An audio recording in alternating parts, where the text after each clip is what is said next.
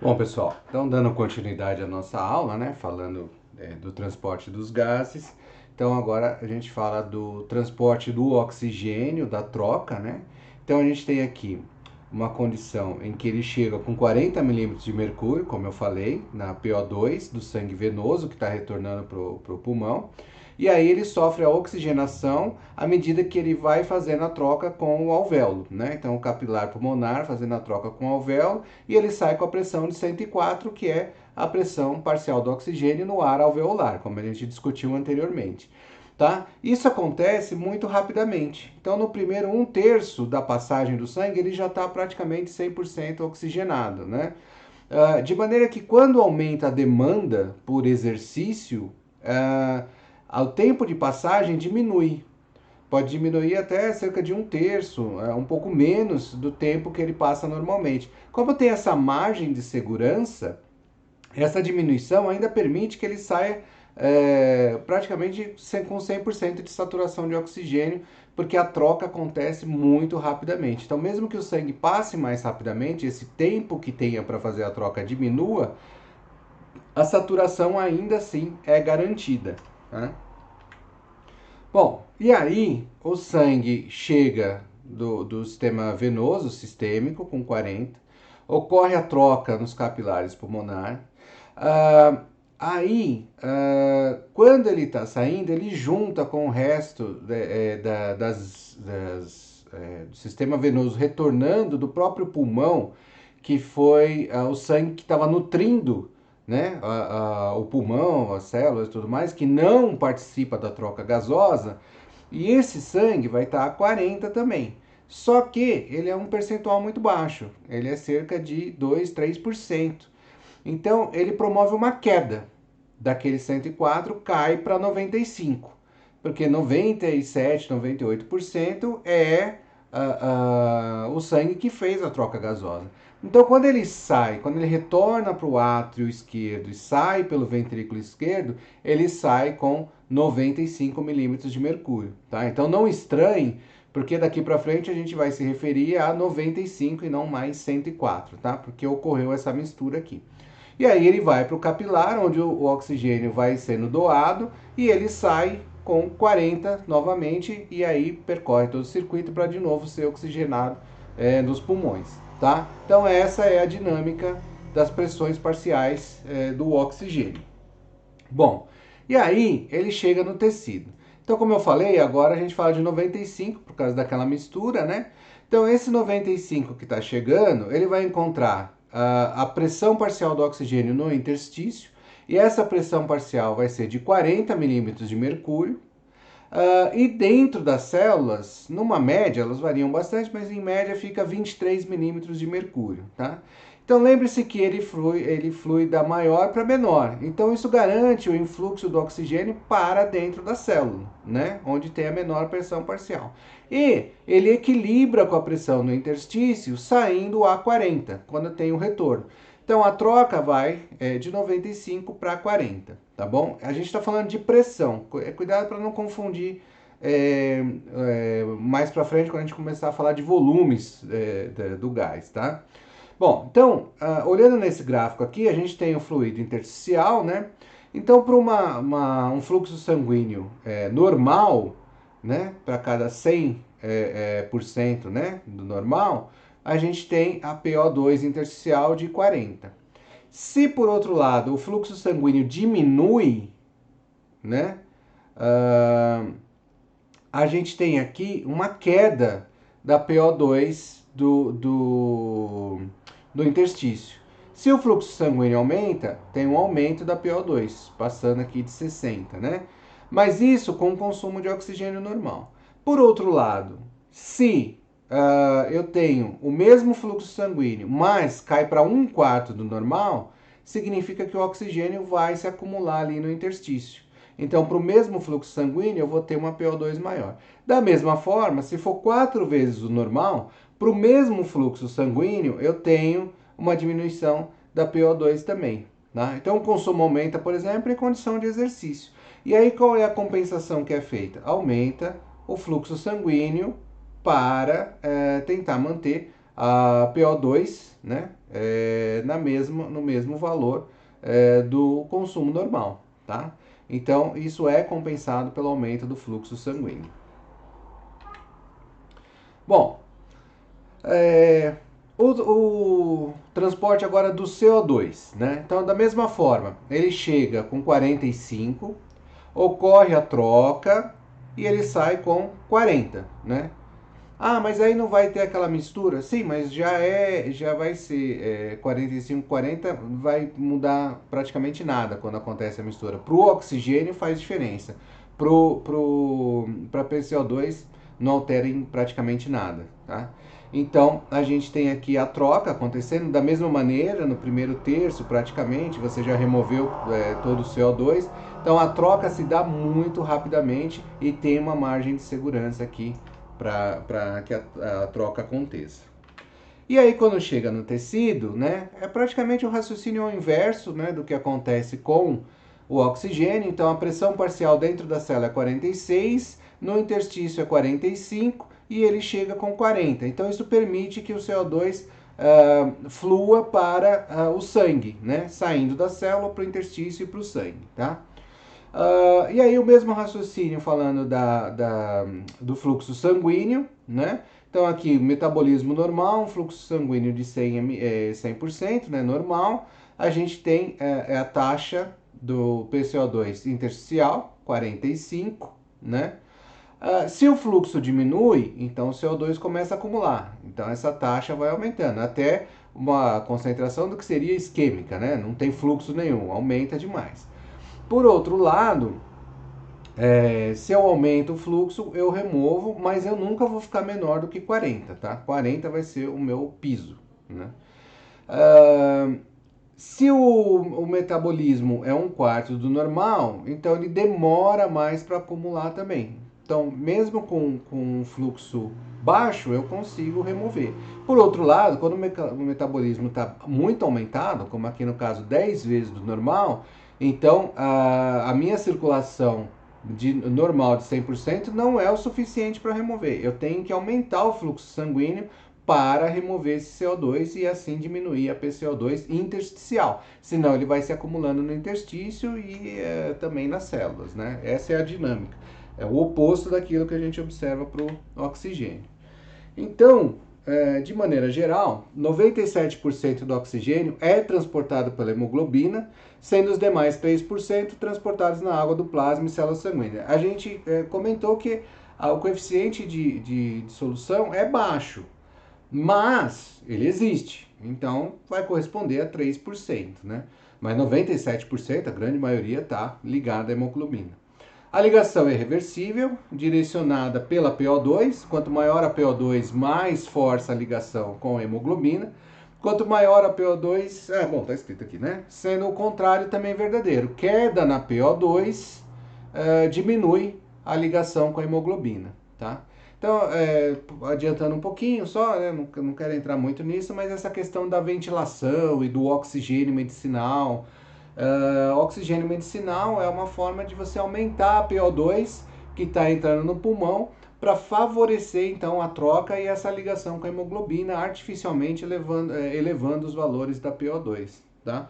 Só que tem que ser calculado, né? Porque, como eu falei para vocês, tem os outros gases e tal. Se você encher de oxigênio e passar a pressão total, tudo bem, você dá o oxigênio, mas o CO2 não consegue sair. Então isso tem que ser muito calculado e muito bem equilibrado para o manejo, de maneira que você aumente a saturação do oxigênio sem prejudicar a excreção do CO2, né? Então aqui é uma curva importante para eu chamar a atenção para vocês para essa região aqui, ó. Essa região aqui, a gente está falando de 100% de saturação, tá? Ó, isso aqui, ó, porcentagem de saturação, 100%, tá? Bom, veja que aqui é 90%. E essa linha aqui vai ser importante, tá? Por quê? Porque se vocês olharem a PCO2 aqui em 104, que seria do que está passando ali, né, para troca alveolar, tá te dando aqui praticamente 97% de saturação, que é o que a gente espera normalmente na pessoa, tá? Quando a saturação, e aí o que a gente mede, o que a gente fala é a saturação, ela está em 90, dá a impressão que não está muito ruim, né? Só que na verdade isso significa que a PO2 do 104 caiu para quase 60.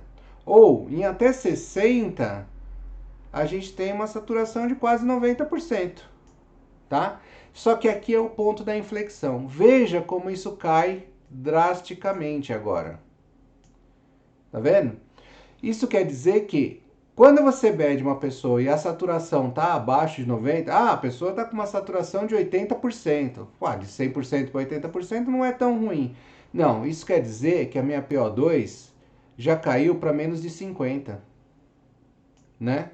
E como eu falei para vocês, a gente precisa da PO2, da saturação da PO2, para que aconteça essa dinâmica das trocas. Então isso é muito ruim, tá? Então cair para saturações abaixo de 90% é ruim. Significa que o sistema não está funcionando direito. Então a gente tem aqui de 60 até 100 e pouco, a saturação a gente tem consegue levar bastante oxigênio. Agora, ele é bastante robusto, de maneira que queda na pressão parcial da PO2 ainda mantém uma boa saturação da hemoglobina. Só que, como a gente está olhando para a saturação e a saturação está diminuindo, se a saturação está diminuindo, já é o resultado. Então já significa que a PO2 já caiu muito. E isso é um indicativo que a função pulmonar não está boa. Então, por isso que acompanhar a saturação é importante como um marcador, um indicador da função pulmonar. Até porque o perfil da curva é esse. Então, para cada percentual que você cai depois dos 80%, porque depois dos 90% já é ladeira abaixo, mas aqui é praticamente uma reta, com uma inclinação muito acentuada. Então, para cada 10 pontos percentuais que você tem aqui, veja que 40 é a taxa que a gente encontra no tecido, que já está sem oxigênio. E isso aqui ainda te dá uma saturação de quase 70%. Né? Então, aqui está ruim. Né? Não é pensar a saturação 0% não tem oxigênio. Saturação de 70%, você já está praticamente inviabilizando aqui o fornecimento de oxigênio. Tá? Embora você tenha oxigênio ligado na hemoglobina, mas já está num quadro muito grave, muito deficitário. Tá? Abaixo disso, então, as condições ficam críticas. Tá? Por isso que saturação é um negócio que engana muitas pessoas. Porque elas pensam em percentual, falam 50% ainda é metade, tô bem. Mas não é assim que funciona. A curva de dissociação do oxigênio da hemoglobina, ela não funciona exatamente assim. Agora, esquece a parte da doença e vamos pensar no fisiológico agora. No fisiológico, o que é legal é o seguinte, a maneira elegante como isso funciona ele sai oxigenado, né?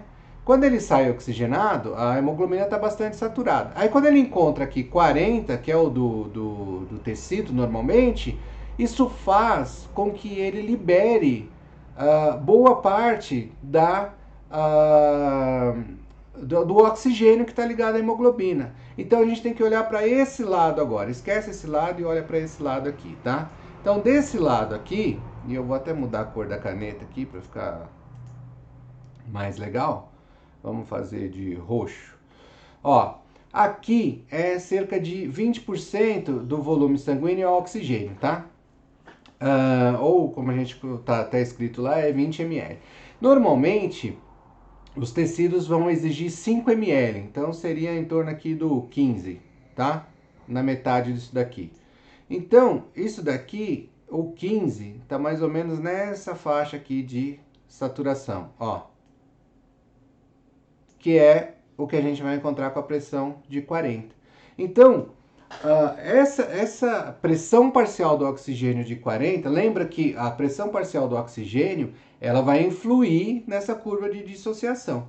Se nos meus tecidos o percentual da PO2 é maior, ele não vai deixar a hemoglobina liberar o oxigênio. Ele tem que estar abaixo, para que a hemoglobina libere o oxigênio. Ah, mas você estava falando desse negócio de doença, eu fiquei confuso. Eu estou te falando isso porque aí a queda na PO2, o que está acontecendo é no alvéolo e não no tecido. Então você vai chegar numa situação do alvéolo que ele tem que estar bastante, a PO2 tem que estar bastante alta para que a hemoglobina capte o oxigênio, só que aí você vai chegar no pulmão e aí a troca não está acontecendo, a PO2 cai, por exemplo, para níveis parecidos ou próximos daquele que você encontra no tecido. Então assim, não acontece troca. A hemoglobina não pega oxigênio quando ela passar pelo pulmão. E aí ela não tem oxigênio para levar para os tecidos. Então aí você cria o caos, porque é onde começa a faltar oxigênio para o organismo, tá? Então tudo isso é na dinâmica da maneira como funciona a captação pela hemoglobina junto com a variação de PO2, tá bom? Mas fisiologicamente é assim, no pulmão está oxigenado, então está carregando praticamente 20 ml, né? E aí chega no tecido, que a PO2 cai, aí ele libera esse oxigênio para o tecido, que dá em torno dos 5 ml ou 5%, que é consumido pelos tecidos. Então essa aqui é a faixa normal de operação da hemoglobina. É assim que ela funciona. E ela tem uma certa reserva para trabalhar quando é na questão do tecido, que ele pode chegar até 15, por exemplo, de PO2 no interstício. Isso permite que libere uma grande quantidade de oxigênio, né? No 15 aqui ele vai estar liberando praticamente 16 ml para aquele tecido sob demanda, tá? Bom, então a quantidade máxima de oxigênio combinada com a hemoglobina, que a gente estava falando aqui, olhando por percentual de novo. Então no sangue arterial, que é 95 milímetros, é praticamente quase 20, né? Aí no sangue venoso, então ele é praticamente quase 15, quase 14 aqui, né? Perdendo aqueles 5. E quando você tem o exercício e você medir, você vai ver que a PO2 pode cair para quase 15 aqui, e aí ele realmente consegue remover bastante oxigênio, usando de maneira bastante eficiente para suprir a demanda e depletando o sangue de oxigênio. E aí, quando chegar lá no pulmão, lembre-se que tem aquele tempo, tem aquela reserva, então ele consegue oxigenar, e mesmo que ele saia de um valor mais baixo, ele vai sair praticamente saturado, quase 100% de saturação, tá bom? Então, o sangue normal contém cerca de 15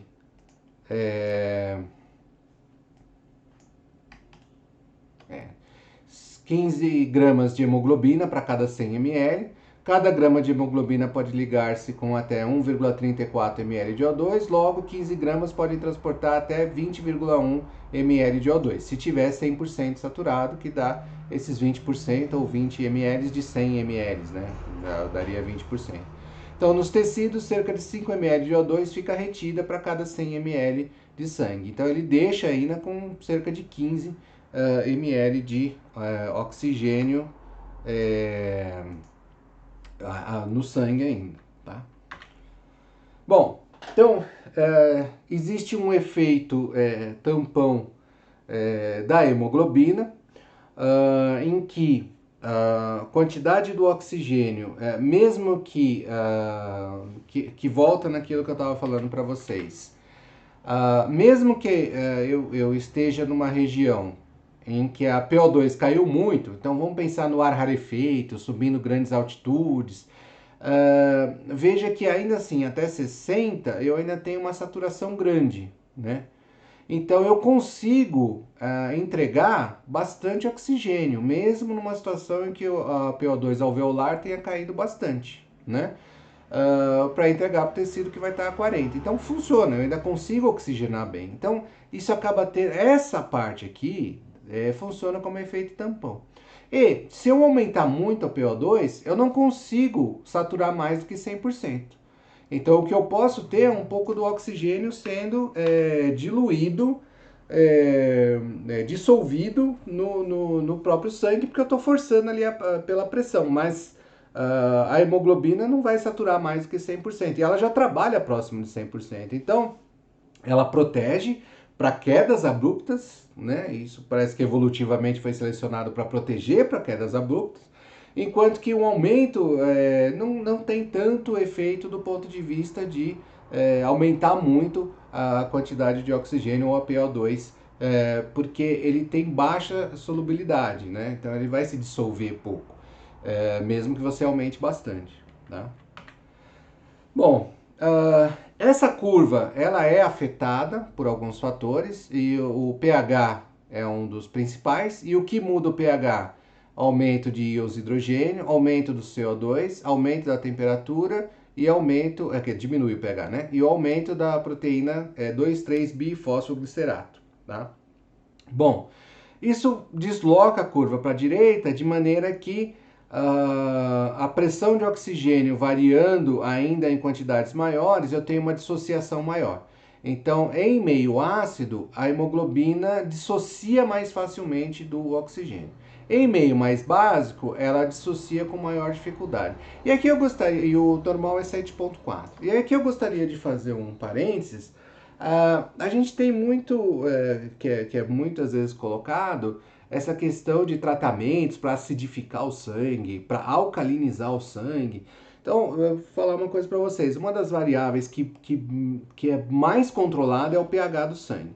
Então, se você está tentando acidificar o sangue, você vai fazer o seu corpo trabalhar mais para balancear, para manter o pH. Se você está tentando alcalinizar, é a mesma coisa. Porque se você variar muito disso, você vai diretamente... Uma das primeiras coisas que você vai interferir é a afinidade da hemoglobina pelo oxigênio. Então, assim, ou ela vai ficar com uma afinidade maior, e aí ela não vai liberar tão facilmente para os tecidos o oxigênio, e aí você sufoca, ou a afinidade dela vai diminuir tanto que ela vai ter dificuldade em captar oxigênio e você também sufoca. Então, o pH é estritamente controlado e o corpo é pouco tolerante a variações de pH. Então não tem muito isso de alcalinizar ou acidificar o sangue, não. Tá? Então essa não rola. Você vai fazer seu rim trabalhar mais. Bom, com relação ao monóxido de carbono, e aí vocês já devem ter ouvido falar de envenenamento por monóxido de carbono, e de fato é porque ele tem uma afinidade maior pela hemoglobina. E aí, quando a gente fala afinidade maior pela hemoglobina, você até trabalha com conceito, mas é 250 vezes maior. A afinidade é muito maior. Então, pequenas quantidades de monóxido de carbono são suficientes para sequestrar toda a hemoglobina. Então, veja que normalmente não tem, então você não tem hemoglobina ligada com monóxido de carbono, mas uma pressão de apenas 0,4 milímetros de mercúrio é o suficiente para ter quase totalmente a hemoglobina saturada com monóxido de carbono. Então não precisa muito, não precisa de muito monóxido de carbono para você envenenar a pessoa. E essa ligação não é reversível. Então, uma vez que o monóxido de carbono liga com a hemoglobina, você perdeu aquela hemoglobina. Ela não vai ligar com o oxigênio e não tem pressão parcial de oxigênio que consiga reverter isso. Tá? Então ela tem que ser reciclada. É uma hemoglobina que vai ter que ser reciclada e tudo mais. É uma ligação covalente mais estável, né? Diferente da mecânica que ela funciona. Interessantemente, já o CO2 liga com a hemoglobina, mas é reversível também. E com uma afinidade bem menor que a do oxigênio, tá? E em condições especiais. Então, se a gente olhar aqui agora para o transporte do CO2, de maneira resumida, a gente tem as células produzindo CO2 pelo processo metabólico, ele difunde para o espaço intersticial, do espaço intersticial ele vai ser captado pelos capilares. Aí o CO2 vai se difundir pelo seu coeficiente, né, para o plasma. Isso é cerca de 7%. Parte dele combina com a hemoglobina, então em termos de 23% vai combinado com a hemoglobina. Agora, a maior parte dele, ele é complexado, e aí tem a enzima anidrase carbônica, que está presente na hemácia, que combina o CO2 com a água, formando o ácido carbônico. O ácido carbônico espontaneamente dissocia em íons de hidrogênio e bicarbonato. E o bicarbonato ele vai ser bombeado para fora né, trocando com cloreto. Então a hemácia joga cloreto para dentro e bicarbonato para fora, gerando um tampão bicarbonato aqui. E essa acidez, esse próton vai ser assimilado pela hemoglobina, acidificando a hemoglobina. E a hemoglobina acidificada tem uma menor afinidade pelo oxigênio. Isso também contribui para que o oxigênio que foi liberado não volte a ligar com a hemoglobina nos tecidos, né? E aí, quando chega de volta ao pulmão, acontece um efeito inverso. E aí, o bicarbonato, o CO2 que está presente, vai ser liberado para o pulmão, no sentido inverso, e isso vai levar uma acidificação, porque a hora que o oxigênio ligar com a hemoglobina, porque aí a PO2 é maior, e aí a PO2 força esse hidrogênio para fora, esse hidrogênio aqui, ele vai combinar com o bicarbonato do plasma e vai formar ácido carbônico que vai dissociar em água e CO2. E aí esse CO2 vai ser jogado para fora para o alvéolo. E o oxigênio, como ele tem maior afinidade, ele também desloca esse CO2 aqui. E aí esse CO2 também vai ser jogado para fora. Então, na verdade, é um montão de CO2 que é jogado para fora, enquanto o oxigênio vai sendo captado no pulmão. E quando chega no tecido periférico, é o oposto que acontece, tá? Então, anidrase carbônica, proteína carreadora de bicarbonato cloreto, que é um trocador que tem na membrana da hemácia, joga o bicarbonato produzido para o plasma, trocando o cloreto jogando para dentro, tá? E a carbaminohemoglobina, que é o complexo do CO2 com a hemoglobina, né? Então, essa é a forma como o CO2 é transportado no sangue. Então, essa aqui é a faixa de operação, 40 a 45, né, milímetros de mercúrio, que a gente tem falado a exaustão. E nessa curva aqui, a gente está vendo o percentual de CO2 no sangue. Então, à medida que abaixa a pressão parcial, a gente vê uma queda significativa, e à medida que aumenta, a gente vê um acúmulo, mas o acúmulo não é tão significativo como a queda para o mesmo intervalo de pressão. Então, você pode chegar a pressões tão altas quanto 120 milímetros de mercúrio, e ainda assim você não está passando de 75%, vai. Enquanto que de 40 para 10, você já praticamente está com uma quantidade muito pequena de CO2. Mas a faixa normal que a gente tem é essa daqui que a gente vai observar, tá? Dos 40 e 45. E o porquê disso? Justamente porque boa parte do CO2 vai estar sempre sendo tamponado como bicarbonato e prótons, né? E aí é importante falar do efeito Haldane. O que é o efeito Haldane? O efeito Haldane é quando você tem a PO2 em torno de 40, você tem cerca de 52% de CO2 no sangue. Se você, com essa pressão de 45, chega no pulmão e cai para 40, sem alterar a PO2, isso cairia então para em torno de 50. Ou seja, cerca de 2% ou 2 ml